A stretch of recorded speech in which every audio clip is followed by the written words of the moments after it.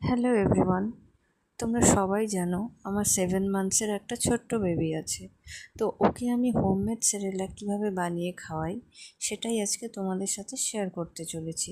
তার জন্য আমার 4টি উপকরণ প্রয়োজন। আমাদের লাগবে মাখানা, ড্রাই ডেটস মানে শুকনো খেজুর, আমন্ড, আর লাগবে ওটস। এবার সব উপকরণগুলোকে এক এক করে শুকনো খোলায় ভেজে নেব। এবার সব উপকরণগুলোকে এক এক করে মিক্সিতে গুঁড়ো করে নেব। এবার গুঁড়ো করে রাখা উপকরণগুলি একসাথে মিশিয়ে নেব। আর অবশ্যই খেয়াল রাখতে হবে যাতে কোনো রকম বড় দানা না থাকে। ভালোভাবে গুঁড়ো করে নিতে হবে। তারপর একটা ছাঁকনির সাহায্যে পুরো উপকরণটিকে ছেঁকে নিতে হবে যাতে কোনো রকম ছোটো বড় দানা গুঁড়োর মধ্যে না